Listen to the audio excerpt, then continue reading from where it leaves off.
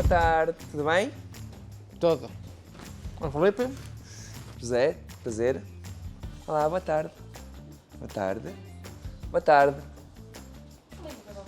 Então, vamos começar a nossa visita hoje sobre o património. Estão prontos? Sim. Vamos. Então, para começar, se calhar vamos indo. E hoje vamos falar então do território de Guimarães, pode ser? E o que é o património e o que é a memória. Vão atrás de mim então? Vamos visitar o espaço. O que acham do espaço? É bonito? É É bonito. Sabem o que era antigamente? uma fábrica. É. Fábrica Fábrica de quê, sabes? de brinquedos. E mais que é? Exatamente, mas tudo à base de plásticos também, não esquecendo. O que é para vocês a memória? Material e material. Pode ser material e imaterial, exatamente. Memória é muitas vezes vista como os alicerces do que é que permite então desenvolver uma identidade, que seja a identidade do património e também a identidade da nossa comunidade à volta. E ela pode ser então de raízes culturais, que sejam a nossa própria língua, a forma que falamos, pode ser também a gastronomia, que muitas vezes é esquecida, mas é própria de muitas das nossas regiões. Também pode ser tradições, que nós vamos ver ao longo deste percurso, e também costumes. E o que é que a memória permite? Permite ter uma coesão social. Permite exatamente muita coisa, mas uma delas também... Histórico, a memória, preservar o passado para sabermos melhor o futuro, mas sobretudo há uma coisa que permite é passar de geração em geração informações. E isso é uma coisa das mais importantes. E o que é que então a memória está ligada ao património e de que forma? Querem tentar adivinhar? Material e material. Mas o património o que é em relação à memória? É histórico. É histórico, ok. E o património é o que suporta então a memória. É o que é que vai ativar a nossa memória. Quando vocês veem um monumento, vocês Fica para os lembram-se. jovens. Exatamente. Para o futuro. Exatamente. O suporte é um conjunto de bens materiais ou imateriais, como tu acabaste de dizer, que são heranças do passado que nós estamos a preservar no futuro e que vamos passar então para as gerações que vão nos vir a seguir. E há normalmente 4 tipos de património. Sabem os 4? Os imóveis, que são os que não se mexem, por exemplo, esta fábrica, o castelo, as igrejas que nós temos. Temos os móveis, que normalmente são as nossas vestes, moedas, peças assim, pinturas, esculturas, artesanato. E depois vocês também têm os imateriais, que são as nossas tradições, as nossas maneiras de falar. E há um que é muitas vezes esquecido, também é o natural, os nossos rios, as nossas árvores. No Lago da Oliveira temos uma oliveira, o Rio de Couros, tudo isso faz parte do património. Sendo assim, hoje vamos focar no território. Então, se calhar, antes de falar um bocadinho de história, vamos ir para aqui, pode ser? Sabem o que é que está à nossa frente? É o mapa. O mapa de quê? De Guimarães. Exatamente. E essas linhas todas azuis, o que é que vocês estão a ver? O que é que acham que é? Os rios. Rios, exatamente. É tudo o que está ligado à água. E então, se calhar é interessante começarmos a nossa visita por perceber porque é que Guimarães está no sítio que está. Porque, obviamente, que Guimarães não está no sítio que está por mero acaso. Há motivos para isso ter acontecido. E motivos que já são muito, muito antigos. Os povos, quando eram nómades, que não tinham, então, casas, que percorriam vários territórios em conta de recursos, passavam muitas vezes por Guimarães, porque Guimarães tinha imensa água. E é normalmente o que salienta aqui no nosso mapa que nós vemos já aqui à frente. E a água o que é que permitia? Ter imensos recursos para termos então chãos férteis. Permitia então cultivar as terras ao lado dos rios e então as pessoas ficavam neste território a morar, faziam casas. E os nossos primeiros vestígios de, vamos dizer, pessoas a residir neste espaço, no território de Guimarães, é a Citadinha de Briteiros. É um dos monumentos mais antigos que nós temos no nosso território que provam então que houve pessoas a viver e a residir cá no nosso território. E estas águas têm uma importância muito grande ao longo da história de Guimarães. Porquê?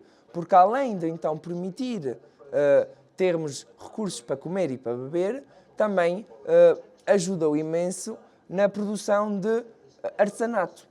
Que seja de cortumes, que seja de têxtil, que seja de cutelaria, porque todos estes artesanatos precisam do quê? De água, sempre. Pois todos estes artesanatos que nós tivemos aqui transformaram-se em indústrias. E estas indústrias atualmente são muito, muito grandes, já não estão à escala que nós vimos anteriormente e que estávamos aqui a falar.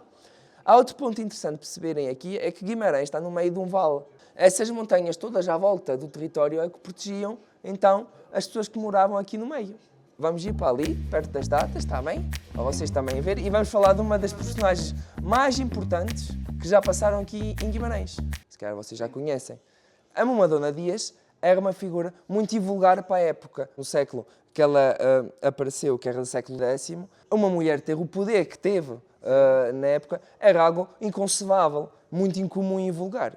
Era uma mulher que provinha de uma família com meios suficientes e depois casou politicamente e conseguiu então virar condessa do condado portucalense, que era a região toda à volta do território de Guimarães. Sim. E quando o marido faleceu, ela, ao lugar de, vamos dizer, retirar-se de toda a situação política e do cargo, não, ela assumiu completamente o cargo, algo, lá está, incomum da época, e então ela decidiu tomar as rédeas então do poder e tornou-se uma das mulheres mais influentes a nível de poder e também económico de toda a região nordeste da Península Ibérica. E então ela começou a dar as fundações do que iria ser Guimarães. Ela aqui começou então a estourar o Mosteiro Dúplice, que irá ser atualmente a colegial da Oliveira, está bem? Uma coisa importante vocês terem em mente é que na época medieval que ela surge, havia 3 coisas importantes, que era a água, que nós já vimos que tinha em profusão no nosso território, a fé, a Igreja Católica, que tinha de estar presente, e a proteção. E então ela atraiu no nosso território a fé com o seu monastério e também a proteção com a sua torre de homenagem. Quando ela faleceu, ela escreveu um testamento, uma peça muito própria e muito importante, onde lega todos os seus bens e património, mais uma vez estávamos a falar do património, a ordem do mosteiro que ela tinha criado. Ela cedeu todos os bens dela. E então foi a partir daquele momento que Guimarães foi, da forma que nós a conhecemos atualmente, criada, fundada também. E depois, obviamente, veio o primeiro rei de Portugal, todas as conquistas, as batalhas, mas isso vocês já devem saber mais. Sendo assim, se calhar, vamos ir ao lado dos mapas e falar um bocadinho também da estrutura toda da alta cidade e da baixa cidade. Pode ser? Vocês tinham a alta cidade e a baixa cidade. A alta cidade era a parte toda que vocês têm aqui, onde tem, vamos dizer, o castelo, onde é que está os atuais espaços, onde é que estão todos estes jardins que vocês veem, ok?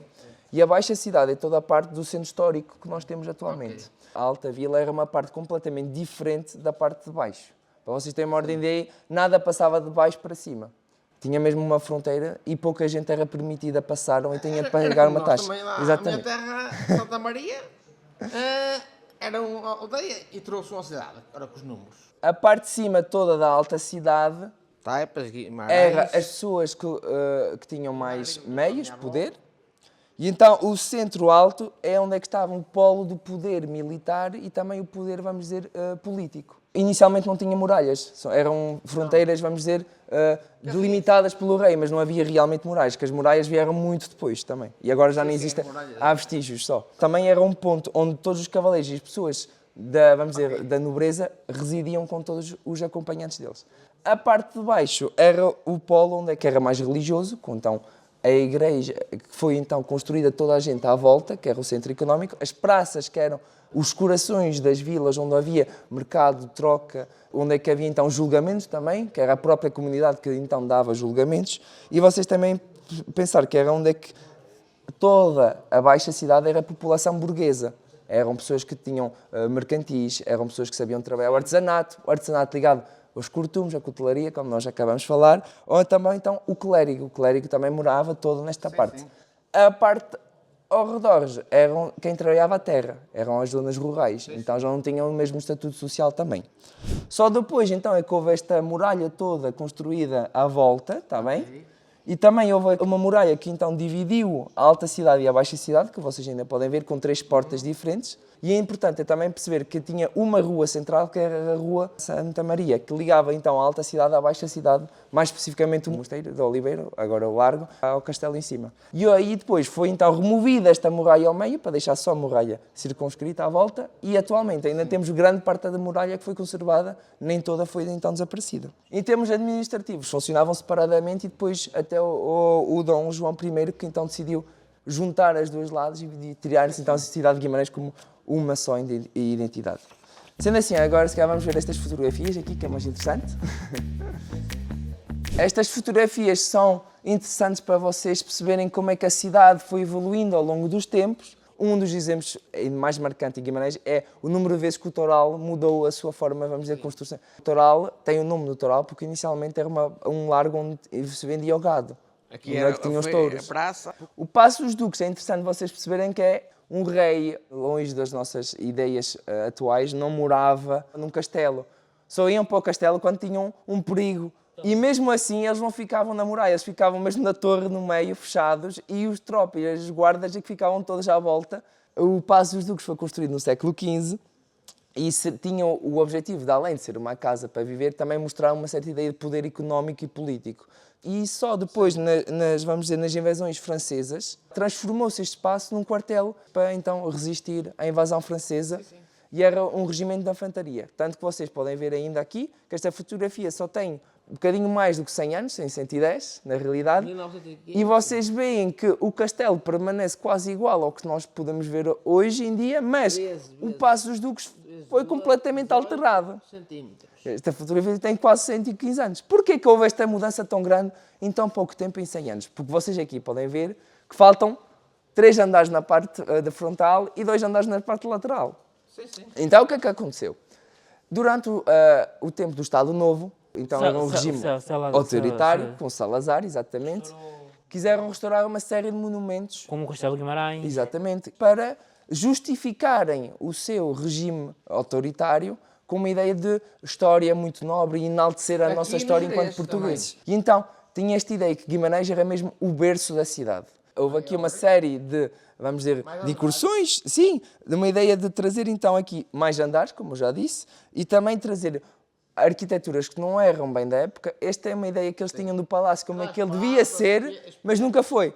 Por exemplo, nós temos mais de 30 chaminés naquele palácio e todas postas simetricamente bonitas e estéticas. Nunca aquelas chaminés estariam daquela forma. Estas pedras, se vocês forem lá hoje em dia, vocês vão ver que as pedras são completamente diferentes. Estas janelas já não eram daquela época medieval e elas foram todas reconstruídas. É interessante perceberem que o castelo foi reconstruído de uma forma muito moderna, mas com uma ideia do passado, ok? Para então dar enaltecer a nossa cultura e então reforçar o lado nobre daquele Estado, no Estado Novo. Estamos numa era onde estamos a preservar o nosso património, mas não foi sempre o caso. Isso permitir, então agora faço a ponte com também 2 datas que foram importantes aqui em Guimarães, que foi 2001, então quando o nosso centro histórico todo foi classificado Património Mundial salvaguardado pela Unesco. Uma mudança completamente de economia também, porque houve muito mais turistas a vir para a nossa cidade. E depois o segundo marco é 2012, quando Guimarães vira a cidade europeia da cultura e quer atrair muitas mais gentes a visitar Guimarães,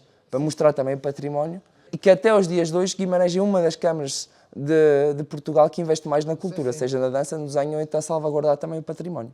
O ano passado tivemos um alargamento da zona toda do património para a zona de Couros, que também é muito importante para nós. Até aqui vocês têm o primeiro jornal que foi publicado em Guimarães também, que é o Comércio, porque é importante perceberem que ao início imagens quase não existiam e a imprensa é uma coisa muito mais recente. Vocês têm aqui também, eu não sou de música, não consigo ler a partitura, mas poderiam ver o hino da nossa cidade, de Guimarães também. E aqui, é interessante, que é para acompanhar as fotografias que vocês viram aqui, que é todas as questões dos cartas postais de sítios de Guimarães que mudaram já imensamente. Pois aqui temos 2 acontecimentos históricos, um acontecimento histórico, outra tradição da nossa cidade, que nós iremos então falar mais profundamente noutra visita, que é as Nicolinas. É, Okay? quando é Ou a Festa de Pinheiro, exatamente. E aqui vocês têm uma representação da guerra então de Batalha de São Mamede, também marco histórico para a cidade de Guimarães, que marca também o início também do nosso país como tal. É, exatamente. E assim eu acho que dava para fechada a visita, se quiserem acrescentar mais alguma coisa. Olha, obrigado pela vossa visita. Espero que tenham gostado. Gostávamos muito. Gostaram? Sim.